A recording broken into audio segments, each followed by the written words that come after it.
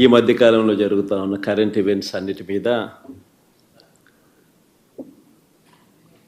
నాణ్యానికి రెండవ వైపును చూపించే ప్రయత్నం. ఎందుకంటే మనకు ఒక ఈనాడుతోనూ, ఒక ఆంధ్రజ్యోతితోనూ, ఒక TV5తోనూ తెలుగుదేశం పార్టీకి సంబంధించిన ఎల్లో మీడియా సామ్రాజ్యంతో కూడా యుద్ధం చేస్తూ ఉన్నాం. కాబట్టి మన వర్షన్ ప్రజల్లోకి సింక్ అయ్యే అవకాశాలు వాళ్ళు చేస్తూ ఉన్నంతగా మనది సింక్ కాదు. కాబట్టి ప్రజలకందరికీ కూడా రెండవ వైపున స్టోరీ కూడా తెలియాల్సిన అవసరం ఉంది. కాబట్టి ఈ మధ్యకాలంలో జరుగుతూ ఉన్న కరెంట్ ఈవెంట్స్ మీద ఈ ప్రెస్ మీట్. రాష్ట్రంలో ఈరోజు దిగజారిపోయిన లా అండ్ ఆర్డర్ పరిస్థితులు, పాలనా వైఫల్యాలు, మోసాలు, అబద్ధాల మధ్య కొనసాగుతూ ఉన్న చంద్రబాబు గారి పాలన. వీటి అన్నిటి నేపథ్యంలో మొన్న జూన్ 4వ తారీఖున వెన్నుపోటు దినం పేరిట ఒక పిలుపు ఇవ్వడం జరిగింది. రాష్ట్ర వ్యాప్తంగా కూడా ఆ పిలుపు మేరకు ప్రజలతో పాటు వైఎస్ఆర్సీపీకి సంబంధించిన నాయకులు, కార్యకర్తలు అందరూ కూడా ప్రతి నియోజకవర్గంలోనూ పాలు పంచుకుంటూ ఆ కార్యక్రమానికి హాజరు కావడం జరిగింది. ఆ కార్యక్రమం ఎంత బాగా జరిగింది, జనంలో ఏ రకమైన స్పందన వచ్చింది అన్నది మీ అందరికీ కూడా తెలిసి ఉంది. సంవత్సరం తిరిగే నాటికల్లా ఒక రాష్ట్ర ప్రభుత్వం ఇంత తీవ్రమైన వ్యతిరేకత ప్రజల్లో చోటు చేసుకోవడం అన్నది, ప్రజల మనసుల్లో చోటు చేసుకోవడం అన్నది బహుశా దేశ చరిత్రలోనే కూడా తక్కువైన అరుదైన పరిస్థితులేనేమో. అంత తీవ్రమైన వ్యతిరేకత చంద్రబాబు నాయుడు గారి ప్రభుత్వం మీద కనిపించిన పరిస్థితులు. ఇలాంటి నేపథ్యంలో చంద్రబాబు నాయుడు గారు తాను చేస్తూ ఉన్న డైవర్షన్ పాలిటిక్స్ నుంచే కాకుండా చంద్రబాబు నాయుడు గారి ప్రతి మాటలోనూ కూడా అసహనం కూడా కనిపిస్తూ ఉంది. అందుకే నియంతగా తాను మారి అణిచివేత అన్న పదానికి నిజంగా ఒక నిర్వచనంగా చంద్రబాబు నాయుడు గారు ఈరోజు తయారయ్యారు.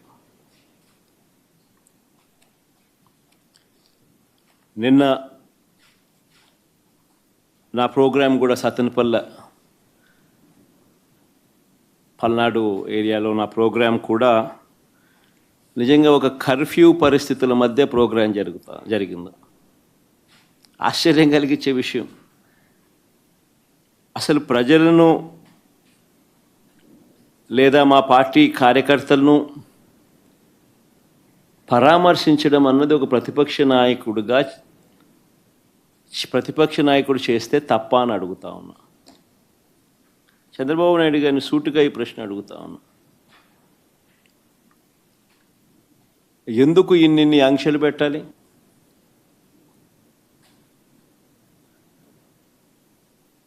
ఎందుకు పోలీసులను ఎక్కడ పడితే అక్కడ పెట్టి ప్రోగ్రాంకి ఎవరు రాకూడదు అని చెప్పి ఆదేశాలు జారీ చేసి, ఎందుకు వచ్చిన వాళ్ళందరి మీద కూడా ఎక్కడికక్కడ కట్టడి చేసే కార్యక్రమం ఎందుకు చేయాల్సి వచ్చింది? చంద్రబాబు గారు నోట్లో నుంచి ఇటువంటి మాటలు వచ్చినాయి కాబట్టే ఎన్ని అడ్డంకులు క్రియేట్ చేసినా ప్రజల్లోనూ కార్యకర్తల్లోనూ ఒక విప్లవం వచ్చింది.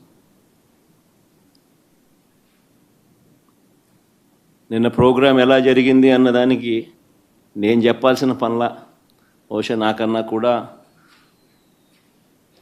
బహుశా మీ అందరికీ కూడా ఎక్కువ అవగాహన ఉంటుంది. కానీ ఒక ప్రతిపక్ష నాయకుడు ప్రజలను కలవడానికి వెళ్ళినప్పుడు కానీ లేదా పార్టీ నాయకులను పరామర్శించడానికి వెళ్ళినప్పుడు కానీ ఎందుకు ఇలాంటి ఆంక్షలు విధించాలని అడుగుతా ఉన్నా. మొన్న పొగాకు రైతులకు సంబంధించి పొదిలి వెళ్తే నిజంగా అక్కడ కూడా ఆశ్చర్యం కలిగించే విషయం. రైతులు, పొగాకు రైతులు అష్టకష్టాలు పడతా ఉన్నారు. పండించిన పంటకు గిట్టుబాటు ధర రావడం లేదు.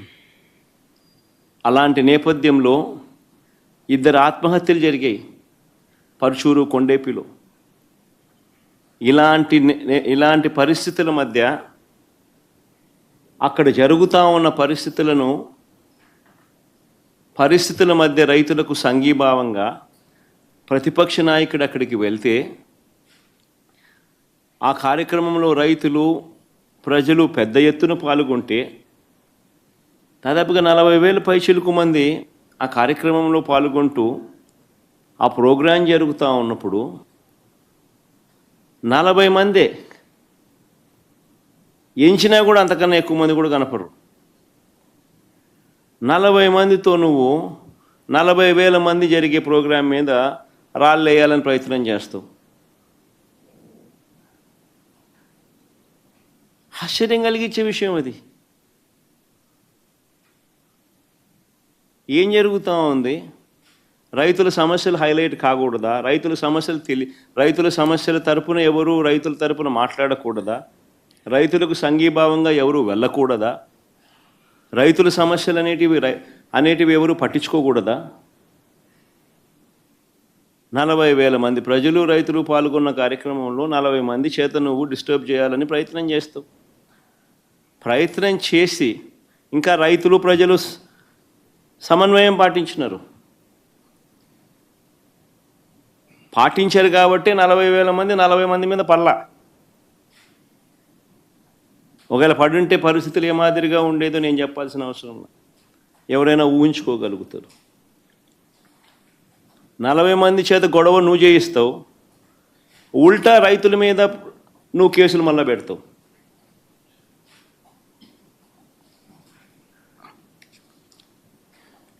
నేను అడుగుతా ఉన్నా చంద్రబాబు నాయుడు గారిని, ఎందుకు ఇంత భయపడతా ఉన్నావు? ఎందుకు ఇంత అసహనం అని అడుగుతా ఉన్నా చంద్రబాబు నాయుడిని. ఈరోజు రాష్ట్రంలో ఏ పంటకు గిట్టుబాటు ధర రాని పరిస్థితిలో రైతు ఈరోజు వ్యవసాయం చేస్తూ ఉన్నాడు. వరి కొనుగోళ్లకు సంబంధించి రైతు 300 రూపాయలు తక్కువ రేటుకు ధాన్యం మొన్న అమ్ముకోవాల్సిన పరిస్థితి దళారులకు. చంద్రబాబు నాయుడు గారి పుణ్యాన వరి దగ్గర నుంచి మిరప, పత్తి, జొన్న, కందులు, మినుములు, పెసులు, మొక్కజొన్న, సజ్జలు, రాగులు, వేరుశెనగ, అరటి, చీని, కొక్కో, ఇప్పుడు పొగాకు, మామిడి కూడా. ప్రతి పంట కూడా ఏ పంటకు కనీస మద్దతు ధర రావడంలా. రైతులు అష్ట కష్టాలు పడతా ఉన్నారు. ఈ మధ్యకాలంలోనే పల్నాడు జిల్లాలో 2 ఆత్మహత్యలు పొగాకు రైతులకు సంబంధించి పల్నాడు, కొండేపిలో జరిగితే